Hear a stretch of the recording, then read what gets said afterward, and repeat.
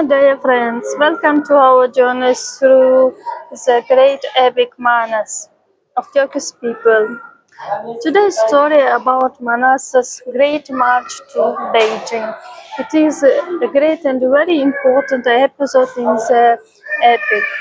Let's continue. Chapter 20. The Great March. Your journey is challenging and dangerous. China has never yielded to anyone. Accept the gifts that will help you in combat. Extra horses and clothing that will save you from the enemy's weapons. In Beijing, it hit a wave and a cold freeze that lasts 40 days. I have 7 white headdresses for all of you, so they will save you both from the heat and the cold. Wear them as symbols of our love of our snow-capped mountains. The bears were astonished by Kankei's wit. Many dangers are ahead of us. To learn about the entrance to Beijing, we need to send scouts ahead. Almambet, China, is known to the Kyrgyz. We were a hand there. You know both the language and the Chinese customs. You go. Choose a partner of yourself from the battles. Almambet chose young Sergach to be his partner and left to scout the Chinese lands. The batters led the stallion Kartkuron, who led the other horses. The squad leader, Kyrgyz, was a big gospel. I thought Manas trust you, Chubak, but he sent Almambet the traitor, the Chinese defector, but not you. What disgrace! I will kill the Chinese, got angry Chubak. The army might be divided. It looks like someone turned Chubak against Almambet. Abake, take my akula and give it to Chubak to bring peace between him and Almambet. Almambet and Chubak are 2 lines. Only you can reconcile them, Manas. Almambet, we swore on our blood to give our lives for our friendship. You dishonored our oath. You went scouting without me. Maybe the Chinese slave decided to run back to your people after all. Don't you dare call me slave. I leave the stepples scouting to you, Chubak. Go ahead. It looks like you wanted to betray us. I will break your spine, you worthless slave. Everything I do is my for people and the Kyrgyz people. I'm risking my life even for you.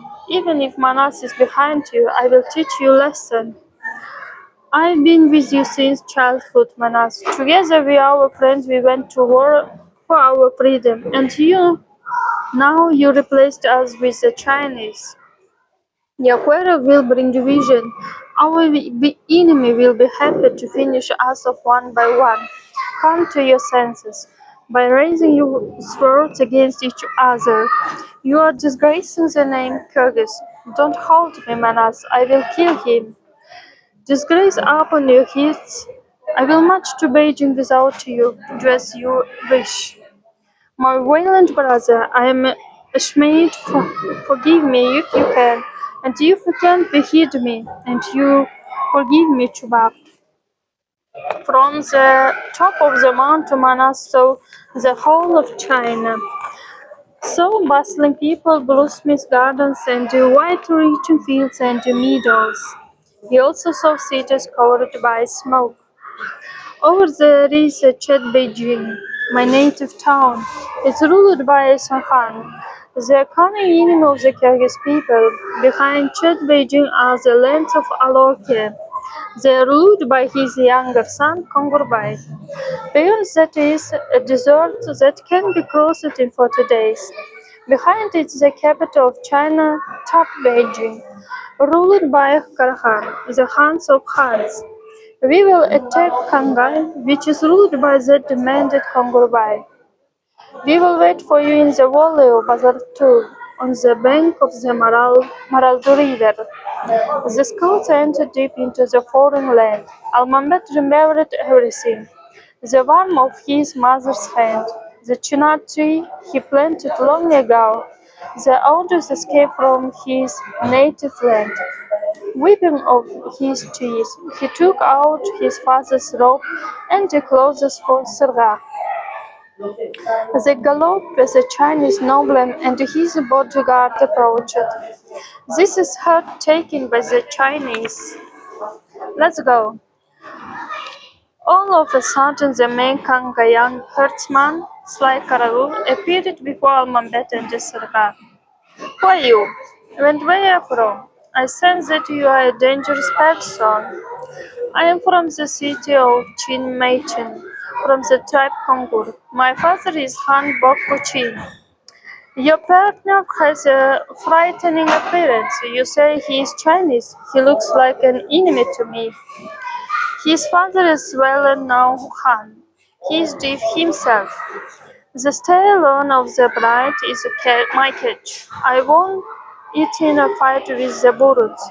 I will leave it with you for now, and on my way back I will take it back. The steed on your bridle, our horses are different breeds. Almambet pulled off Kartkuron's bridle, and the stallion galloped to his own herd. Karagul understood that he needed to inform Komburbai about the dangers and ran off to his Han. We missed him. Now we will not catch up to him. We need to take the herd home. Katkoron can take care of that, as it knows the road. We just must give it a sing beat our shields, for example. Oh my great Han, the Buruts attack us. They have taken the whole herd. Arrogant Buruts, I will skin them alive. Chubak find out why the scouts are not back yet. If you see the enemy, turn around and be fast about it. The Kangai coming kite Surga. As soon as Kongurbai comes closer, I will show myself. Will go after me. At that moment you attack him for the hideout. If we take down Kongurbai, no Surga, no one will chase us. The Kangai batters chased after Almambet. Surgak was in a hideout, but Almambet only wanted Kongurbai and found himself surrounded by a crowd of warriors. Suddenly, everyone heard the war cry. It was Chuba, who came to help. He destroyed the enemy alongside Surgak. The Kangai were confused. Chubak turned to warn Manas, who had gone to sleep. Sirgak and Almambat ran after the herd, chased by the enemy. Chubak ran to Manas, yelling, "Wake up, Manas!" No matter how hard he pushed him around, the Batatar didn't wake up. Chubak hit a drum next to his ear. Manas didn't wake up. He lifted him up and threw him on the ground, and still Manas didn't wake up. Chubak decided, it's better if he died by my hands than if he was taken alive by the enemy. He plunged his spear into Manas' hip. The battle opened his eyes. What happened? Trouble. It's not time to sleep, Butter. Our scouts took the herd and they are being chased by an army. Soon they will be here. Hold on, Chubak. Calm down. Haven't we seen these enemies before? He had so much courage and peace. It choked Chubak. Manas was Manas. His essence was Manas. His spirit was Manas. He had supreme wisdom and valor. The strength was in him. It was a disgrace to panic and run away from the enemy. Manas and Chubak ran to rescue their friends. They saw the Kangai chasing their people. Manas gave a cry. His voice spread over the valley. His shot from afar terrified the enemies. The Kangai crowd ran away from the mighty batters. Four batters took the herd towards the Kyrgyz army. Sirgar, call for help. Chubak Jola is behind you. Duck down and he will not notice you in a cloud of dust. Attack him and take him off the saddle. Getting close to Jola, Chubak hit him with a spear. As Chubak was getting ready to give the decisive hit, Ushang, a Kalmar butter, appeared in the young chubac of his saddle. He was saved by Almambet, who killed Ushang with a single strike to the head. Manas rushed to help, but the endless army of the Chinese came flooding towards him. But there's too much. They're coming. Our people are coming forward. I see help. Our squads are running, led by Bakai. 40 batters, led by Manus, fought in the front, shooting in victory. The Varys ran to fight. Archers shot their arrows, soldiers fired their guns, and the drummers played their drums over the battlefield. Banners flew on the wind. Manasseh's goal is to utterly defeat the enemy. He rushes on his Aquila, terrible and magnificent. Where seized the Kyrgyz, they fled in order from the battlefield. Manas, having spotted Kongurbay, charged at him, caught up, and thrust his spear into him. Kongurbay's war horse, the winged Algara, carried the wounded owner of the horse's wall, and meanwhile Akula stood by the wall as if rooted. Manas couldn't be defeated. He was protected in the battle on all sides. In the front stood a furious dragon on his right, a fierce lion on his left, a mighty tiger, and behind him a raging wolf. Over his head flew Alp Karakush, protecting him with his grand wings.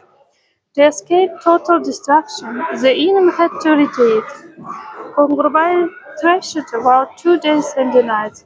Then he came to his senses and approached his people. Night and day, the Kyrgyz fought with the Chinese, Manchu, Kalmyks, and the Mongols.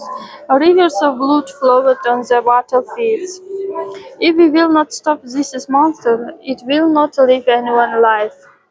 The one-eyed Madakan entered the fight, a terrible Chinese monster. The Madakan was covered by bear skin and rode a grey one-horned ox. His unclear speech overran the battle noise like thunder. Manas very surrounded Madahan. Kongurbay positioned his squads to help the monster. But the Kyrgyz warriors did not fall back. In the heat of the battle, Chewbacca reached Joloi and disappointed him. Seeing that, the Khangai retreated in fear. Manas's whole squad attacked the fearless Madahan. The spears and arrows pierced the monster on all sides. Madahan trembled, and Sergak beheaded the grey ox. Bahai finished off this deed by cutting off the monster's head. The Khangan, seeing Madahan's end, reinforced the attack, but Almambet came up with a trap. He rushed towards the city gates with the Khangan banners. The enemy squad followed after him, who thought the Hans was retreating. Almambet's strike worked. That's how the Kyrgyz won the battle. They destroyed the rest of the army and surrounded Beijing. Interesting. Why are brute messengers coming to us? If you kill the messengers, it will be our end. You are a coward. You hid from Almambet behind the city walls, and you consider yourself to be brave. Ashankan's words insulated Kongurbay. Enraged, he left the city to visit Karakan. Maybe Karakan will appreciate his achievements. Shanghai was forced to surrender the city of Beijing. He sent the winners hundreds of the beautiful girls and the precious gems, then presented himself to Manas. But have mercy on us common people, don't kill us. I transfer my power to you. For all your fallen heroes, I will pay the fine. Have mercy. It's written in the ancient books. Manas will rule Beijing for only 6 months. Then his end would come. Oh, the greatest one, our people have never known such a disgrace. Manas destroyed us. He can't be defeated. He can't be killed either by bullet or by sword. The ruler of China called to his palace the most skilled master to forge a weapon that could kill Manas. The master worked for 6 months and forged a sharper spear, then soaked it in deadly poison. They gave it to Kongubai. Shutu, a messenger from Beijing and Manas warrior, delivered the news about their victory to tell us faster than wind. But this news didn't bring joy to Kanege. If everything is so, and Beijing is ruled by Manas, we will not see the end of trouble. The ambitious test of Han's power will bring the end for Manas and his warriors. He will make his son an orphan. Things are not so great at home. Manas' brothers are planning an uprising. Go back, Shutu, and deliver my words. Urbu, gather our people, the Huns and all the battles. Your son Cemetery is 6 months old now, Manas. Kanke begs you to come back to tell us as soon as possible. My dear friends, it was a story about great match, how Manas won the war with Chinese people. I hope you enjoyed this story. Tomorrow will be next part of the epic. See you tomorrow.